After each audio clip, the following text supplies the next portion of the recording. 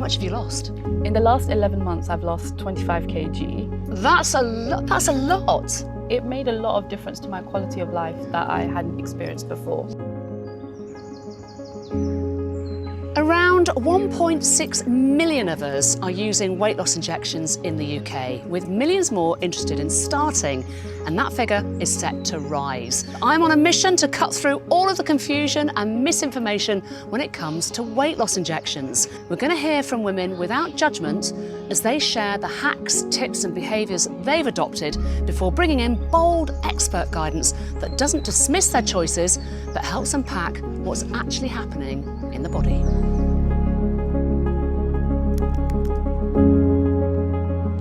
When it comes to weight loss injections, you don't have to search for long online to find all kinds of advice and hacks. With more and more people using the medicine, everybody seems to have their own opinion on how and when to jab. Online communities are full of buzzwords and there's a whole underground rulebook, but how much of it is actually safe? In this episode, we're going to meet Khush. Khush has been taking the medication for about 11 months now and has successfully lost weight, but she's struggling with some physical and psychological side effects.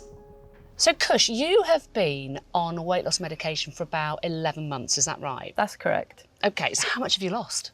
In the last 11 months, I've lost 25 kg, which... That's a lot. I mean, I'm thinking 25 kilograms. That's a really significant amount of weight. Congratulations. Thank and you. Can you obviously see the difference in your body. Can you feel the difference as well?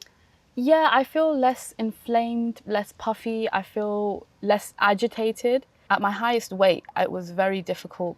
I wasn't very physically active. Okay. So there was a lot of difference, and there was a lot of difference in my mental state as well. Do you know why you got as large as you did? There's quite a few factors to that. I have PCOS and Hashimoto's. Both of them affect your metabolic health. I was about 26 when I decided to sort of really look into the PCOS side of things. So tell me why you wanted to go on the injections then. So a year before I started the injections, I lost 12 kg by myself through lifestyle changes, weight training and lots of walking. The initial 3 months, my weight wouldn't budge and it was really hard to keep going. The motivation wasn't really there, but then I stopped everything. So I put that weight back on. So when I wanted to restart my journey, I knew I would need the support. And I looked into the injections, I did my research. There's quite a bit of data around how helpful and supportive it is towards PCOS. And when you've got PCOS, it can be really hard to lose weight, can't it? Oh, it's really difficult. There's standard practices to losing weight, which sometimes those rules don't apply. It feels like your body is working against you sometimes, and you struggle to make the changes. And also, really, what we're saying is with the injections, you needed the metabolic support. That, your body was working against you. So you saw this as an opportunity to take medication that actually helps you metabolically. Tell me about any side effects that you had. There are side effects like there are with any medication. Because it's been 11 months, it's not like I've had those side effects consistently. Some have been more at the start and some have been more current. So take me through them. So when you first started to jab, what side effects did you experience? So initially, because it's a new medication, initially I experienced some nausea. I experienced some constipation because, again, it slows down your digestion. So about 3 months in, I started to experience my hair falling out in droves. And this was at a low dose? It was one of the lower doses, yeah. Yeah. Yes. And that must have worried you, no, Khush? Yeah, because I was like, what if this doesn't stop? I did research it online and it said it should stop about 6 to 9 months later, but you could always be that case where that doesn't stop. And when you increased the dose, did you have any other side effects? So at the higher doses, I started to experience indigestion. Okay. So getting sulfur burps and... Oh no, the dreaded, the eggy burps? Yeah, the eggy burps, they're not good. That didn't happen at the lower doses, it happened mainly at the higher doses. So then did you decide to then just titrate your dose back down? Yeah, it got to the point where I just felt uncomfortable. I'd wake up feeling uncomfortable and I didn't like that feeling. So I went back down a dose and that was okay, but I was stuck in a place where the lower dose that I went back down to wasn't quite enough, but the higher dose was too much. This is interesting. So the higher dose for you made you uncomfortable. You then went back down to a lower dose, but it wasn't quite enough, as in terms of weight loss? As in, In terms of weight loss, but also because the whole point is that it helps you manage your appetite, Yeah. I felt like it wasn't as effective by the end of the week. So you're getting the food noise coming back in by the end of the week. Yeah. Because when people take injections, it's quite potent to begin with, isn't it? But then, as I understand it, towards the end of the week, it sort of lessens a little bit and you start to get some of that hunger back. Yeah, so as time goes on, your body does get accustomed, and that's why you have to then go up in doses. It is kind of a suppression, so the food noise coming back feels a bit stronger. So then that's why it felt like a little limbo. So are you planning on staying on this medication long term? I think given my current state and how I'm feeling, that would be the best decision, because I would not like to go back to how I was before. I understand the stigma around them, and also it's because it's a very new medication that we don't really know a lot about. But the difference that it's made to my quality of life, I just couldn't imagine Coming off it. Yeah. So you still have a lot of questions, even though you're quite a long way on your weight loss journey. You've done so well, Khush. I think maybe it's time that I introduced you to Dr. Sam so that you can get some of those answers that you need. Yeah, that would be lovely. So Sam, Khush has been on her injections for 11 months now and has done fantastically well at losing weight, 25 kilograms? That's correct. Brilliant. But she's got some questions around the long-term impact of staying on the medication, if that's what she's going to do.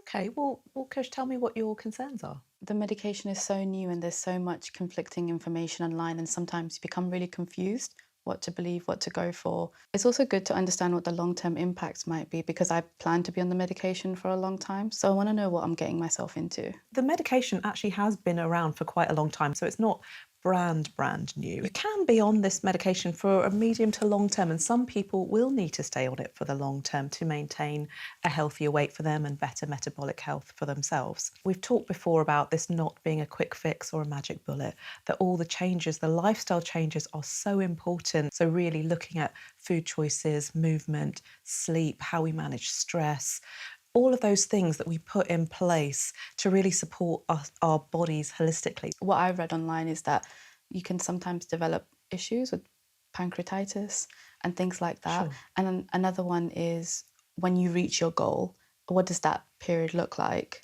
Those are really good questions. Okay, so pancreatitis can be an unusual side effect of the medication, of all of the GLP-1 medications, okay? There are complications associated with faster weight loss, which is what we want to really avoid. Basically, what happens when we confuse the body by not giving it any calories, any nutrition, the metabolism slows down, okay? Because your body's trying to conserve all your calories, trying to conserve everything, so it slows down all your processes.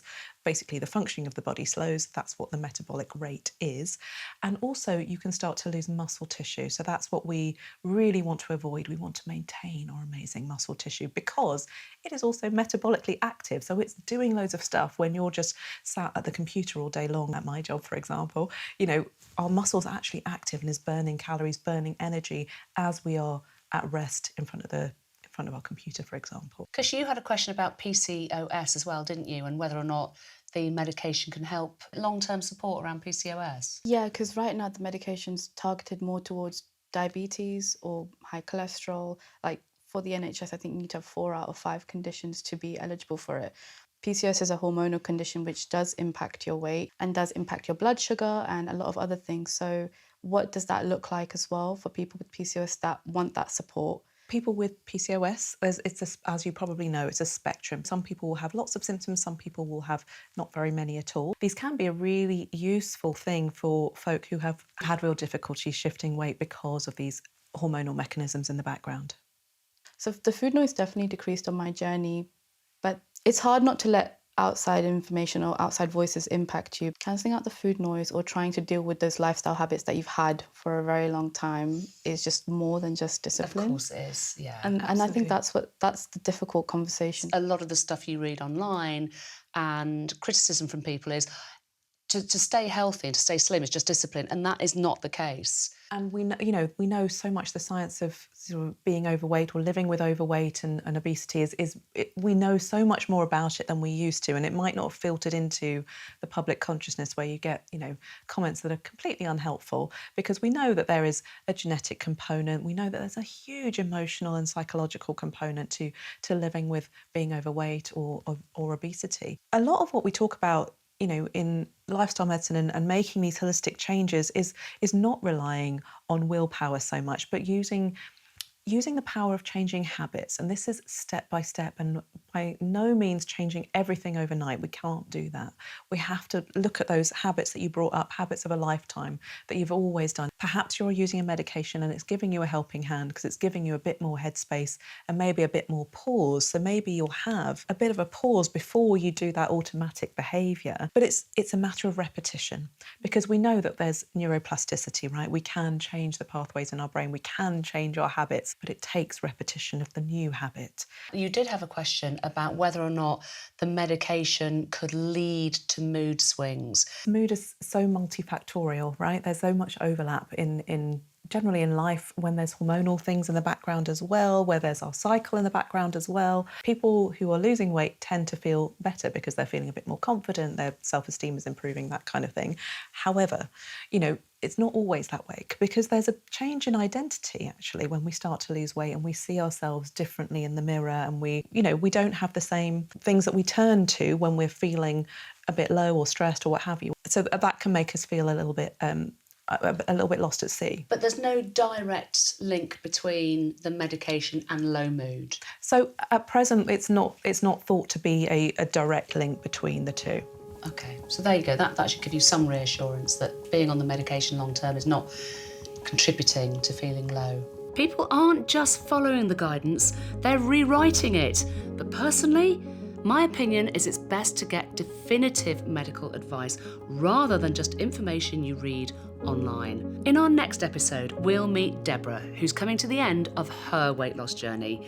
Deborah's personal story will help me uncover more of the truth behind the injections, what worked for her, and understand the psychological aspect of coming off this medication. Questions like, have I changed enough? Can I trust myself? And is it okay to stay on this for life?